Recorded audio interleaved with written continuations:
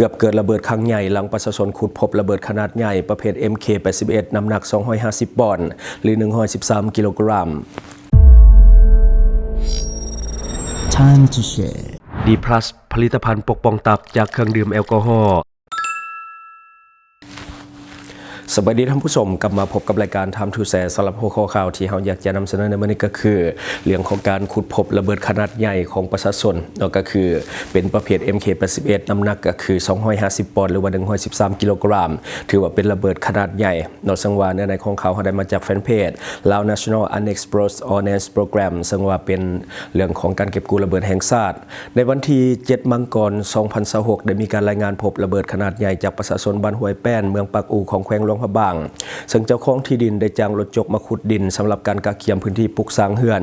ในระหว่างการขุดจกดินคนขับรถจกได้พบเห็นระเบิด1หน่วยและได้แจ้งให้กับเจ้าของที่ดินได้รับทราบซึ่งเจ้าของที่ดินก็ได้รายงานไปยังห้องการโครงการเก็บกู้ระเบิดแห่งชาติประจำแขวงหลวงพระบางเพื่อให้ส่งพนักงานวิชาการช่วยเคลื่อนย้ายระเบิดดังกล่าวออกจากพื้นที่ของการก่อสร้างพนักงานของโครงการเก็บกู้ระเบิดแห่งชาติประจำแขวงหลวงพระบางได้ลงกวดการและก็พิสูจน์ระเบิดตามเทคนิควิชาการให้ฮู้ว่าระเบิดดังกล่าวเป็นระเบิดใหญ่ประเภท MK81 น้ำหนัก250ปอนด์หรือว่าประมาณ113กิโลกรัมและได้เคลื่อนย้ายระเบิดไปสนามทำลายเฉพาะอยู่ที่เมืองนำบากเป็นทีเรียบร้อยแล้วการพัฒนาพื้นฐานโครงหลังการผลิตกสิกรรมและการทำมาหากินของประชาชนบรรดาเผ่าแม้ยังมีความเสี่ยงในแต่ละวันฉะนั้นขอให้ทุกภาคส่วนจงมีสติในการดำเนินกิจกรรมเพื่อหลีกเลี่ยงความเสี่ยงและก็อุบัติเหตุจากระเบิดที่ยังบ่ทันแตกอันนี้คือในของข่าวถือว่าเกิดขึ้นก็คือการพบระเบิดครั้งใหญ่อีกขออภัยก็คือระเบิดลูกใหญ่เพราะว่าที่ผ่านมาก็เคยพบอยู่ทางภาคใต้ทางแขวงสารวันลักษณะคล้ายคือกันน่าจะประมาณเดียวกันอันนี้ถือว่าโชคดีที่ว่าระเบิดมันบ่ทันแตกเพราะว่ารถจกเขาเจ้าอาจจะบ่ได้ขุดไปถึกมันแต่ว่าเห็นดินเจือนออกแล้วก็จะเห็นระเบิดฉะนั้นจึงเฮ็ดให้ปลอดภัยคันว่าไปจกถึกมันแทนอาจจะเกิดการระเบิดคนขับรถอาจจะได้รับบาดเจ็บหรือว่าอาจจะให้แห้งถึงขั้นเสียชีวิตเพราะว่าระเบิดมันเป็นระเบิดขนาดใหญ่ระเบิดที่ยังบ่ทันแตกยามใดก็เป็นภัยคุกคามสำหรับคนลาวเขาเคยนำเสนอไปอยู่เรื่อยๆแล้วก็พบเห็นอยู่เรื่อยๆกันในแต่ละปีต้องมีคนเสียชีวิตจากระเบิดที่ตกค้างจากปังสงครามเป็นระเบิดที่ยังไม่ทันแตกแต่พอคนไปพบไปขุดไปแกะไปง่ายหรือว่าไปโยนมันก็เหตุให้เกิดการระเบิดและก็มีการบาดเจ็บเสียชีวิตบางคนก็เสียองค์หรือว่าพิการก็จะเหตุให้การใช้ชีวิตมันลำบากขึ้นกว่าเก่า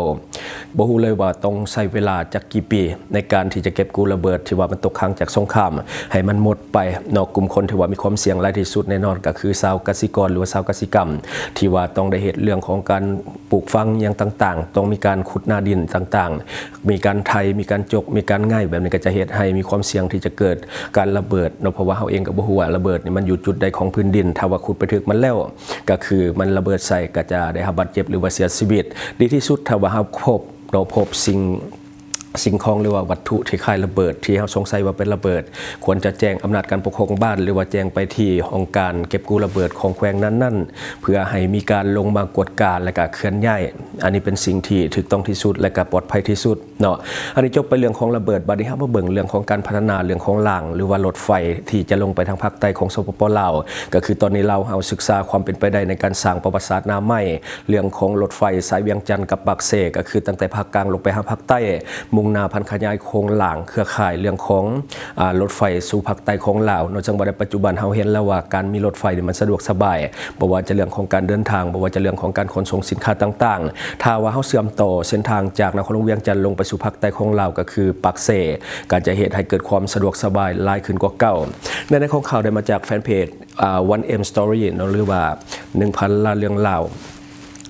จากผลสำเร็จอันสง่างามของทางรถไฟลาวจีนที่ว่าได้กลายเป็นหัวจักรขับเคลื่อนเศรษฐกิจอย่างเต็มตัวรัฐบาลลาวประกาศเรื่องของยุทธศาสตร์บัตรเก่าต่อไปที่จะน่าจับตาเรื่องของการกะเกียมเรื่องของความเป็นไปได้ในการสร้างทางรถไฟเชื่อมต่อจากนครหลวงเวียงจันทร์ลงสู่ภาคใต้ของลาวก็คือนครปักเซแขวงจำปาสักเพื่อเปิดประตูสู่ภาคใต้ให้เจริญรุ่งเรืองสถิติทางรถไฟลาวจีนพิสูจน์ผลงานมาแล้วในระยะ4ปีที่ผ่านมาที่ว่าเปิดทำการในกองประชุมใหญ่ผู้แทนทั่วประเทศครั้งที่12ท่าเหล็กไหลศรีวิไลรัฐมนตรีกระทรวงโยธาธิการและขนส่งได้เปิดเผยตัวเลขที่สร้างความน่าตื่นเต้นให้แก่วงการเศรษฐกิจนับตั้งแต่เปิดให้บริการในปี 2021 เป็นต้นมา การเดินทางที่คึกคักที่เราเห็นนำกันก็คือเฉพาะในลาวมีผู้โดยสารสมใจแล้วประมาณ12ล้านเทื่อคนและก็ศูนย์กลางของการค้าก็คือสามารถที่จะลำเลียงสินค้าผ่านลาวสูงถึง16ล้านตนช่วยลดต้นทุนเรื่องของการขนส่งได้ล่วงหลายและก็ต่อมาก็คือเรื่องของเม็ดเงินที่เพิ่มขึ้นมหาศาลก็คือสามารถที่จะดึงดูดนักท่องเที่ยวจากต่างประเทศได้หลายกว่า 12.5 ล้านคนสร้างรายรับเงินตราเข้าสู่ระบบเศรษฐกิจของลาวหลายกว่า 2.6 ตรีดอลลาร์สหรัฐมีแผนบุกทะลุ5ปีต่อหน้าตั้งแต่ปี 2026-2030 จากเหนือฮอดใต้บ่ให้ขาดสายรัฐบาลบ่หยุดเพียงเท่านี้แต่ได้วางแผนยุทธศาสตร์ระยะยาวเพื่อหันเปลี่ยนประเทศให้เป็นศูนย์กลางของโลจิสติกส์ของภาคพื้นอย่างแท้จริงตัวที่1ก็คือจะมีการขยายเส้นทางใหม่เกี่ยมลงมือก่อสร้างทางรถไฟเวียดนามตั้งแต่คำมวนหาชายแดนเวียดนามภายในต้นปี 2026 นี้และตัวที่2ก็คือเป้าหมายของการท่องเที่ยวใหม่ก็คือตั้งเป้าหมายนักท่องเที่ยวสากล22ล้านคนคาดคะเนรายรับสูงถึง8 ตรีดอลลาร์สหรัฐและตัวที่3ก็คือโครงการยักษ์ใหญ่ก็คือเริ่มการศึกษาความเป็นไปได้เส้นทางตั้งแต่นครหลวงเวียงจันทร์ลงไปหานครปากเซ่เพื่อเชื่อมโยงภาคพื้นโค้งล่างทั่วถึงและก็สร้างความเข้มแข็งให้แก่บรรดาแขวงภาคใต้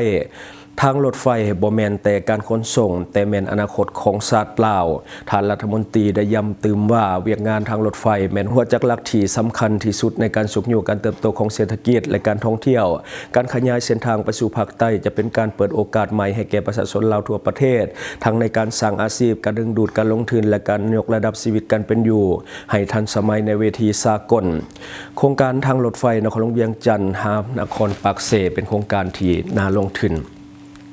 คือมันเป็นการเชื่อมโยงทางประเทศเพราะว่าตอนนี้เขาก็จะมีแต่นครหลวงเวียงจันทร์ขึ้นไปทางภาคเหนือของลาวออกไปที่โบเตนคือตอนนี้เขาก็มีแต่อยู่นครหลวงเวียงจันทร์ไปหาโบเตนก็คือตั้งแต่ภาคเหนือลงมาหอดภาคกลางแต่ว่าภาคกลางหาภาคใต้ตอนนี้ยังอยู่ในการศึกษาว่าจะมีความเป็นไปได้หรือบ่เพราะว่าการลงทุนก็น่าจะมหาศาลสมควรถ้าว่าเขาลงทุนแท้ๆมันก็เหมาะที่จะลงทุนเพราะว่ามันจะสร้างให้ลาวเขานี่เป็นศูนย์กลางของโลจิสติกส์อย่างแท้จริงเพราะว่าเขาสามารถที่จะขยายเส้นทางเชื่อมตั้งแต่ภาคใต้ของลาวเข้ากับกัมพูชาและก็เชื่อมเส้นทางรถไฟเข้ากับเส้นทางรถไฟลาวจีนคันว่าเขาสามารถที่จะเชื่อมลงไปภาคใต้สามารถที่จะเชื่อมจากภาคใต้ไปหากัมพูชาและก็เชื่อมต่อใส่กับเส้นทางรถไฟลาวจีนก็จะเหตุให้เป็นการเชื่อมโยงในภูมิภาคและสามารถที่จะเชื่อมภาคใต้ของสปปลาวเข้ากับภาคใต้ของเวียดนามและก็สามารถที่จะเชื่อมกับเส้นทางรถไฟลาวจีนได้เช่นกันอันนี้ก็จะสะดวกสบายยิ่งขึ้นถึงเวลานั้นสปปลาวของเราจะกลายเป็นแลนด์ลิงอย่างสมบูรณ์ถึงว่าตอนนี้เราจะเป็นแลนด์ล็อกบ่มีเส้นทางออกสู่ทะเลแต่ว่าถ้าเราสามารถที่จะเชื่อมเส้นทางรถไฟจากนครหลวงเวียงจันทร์ลงไปฮอดภาคใต้เชื่อมจากภาคใต้ไปหากัมพูชาเชื่อมจากภาคใต้ของเราไปหาภาคใต้ของเวียดนามตัวนี้ก็จะกลายเป็นแลนด์ลิงอย่างสมบูรณ์สำหรับสปปลาวของเราทั้งนี้ทั้งนั้นก็ต้องเบิ่งความเป็นไปได้ในการลงทุนอีกเทื่อนึงเพราะว่ามันใส่ทุนมหาศาลหลายคนน่าจะฮู้นำกันอยู่แล้วเพราะว่าตอนนี้เส้นทางรถไฟตั้งแต่เหนือฮอดภาคกลางของเราก็ถือว่า